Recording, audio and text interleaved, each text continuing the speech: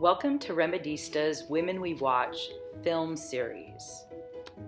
I would say for me, it really started in the space of education. So I didn't necessarily set out to have the conversation about diversity, but I realized that being in the space of merchandising, I had kind of become a role model to students because a lot of young girls want to be buyers and they see this very sexy and glamorous career, which it is not always. And so I just saw myself as educating them on the other options.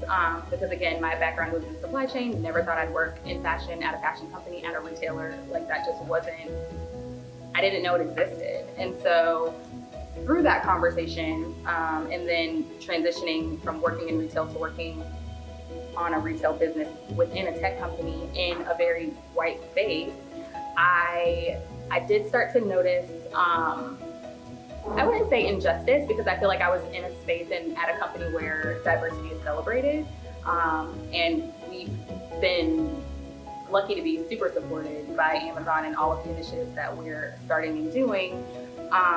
But I think I felt the sting of microaggressions, and I feel like the penetrating sting of microaggressions is that they're not malicious, right? It's just they come from a place of ignorance, a lack of understanding, a lack of exposure to people that are different. And so that for me was kind of the intersection that made me say, okay, if I can't necessarily change the course of what I'm experiencing day to day, what I can do is prepare other people for it so that earlier on in their career, they can have the right language to have those conversations. They'll know what's happening to them as it's happening, and they don't have to feel gaslit or confused or disgruntled, right, because of an experience that they're having. I think it was really rooted in just wanting to make sure that people coming behind me had better tools to be vocal, hopefully earlier than I was, because it took me a while to get my footing in the corporate space with that.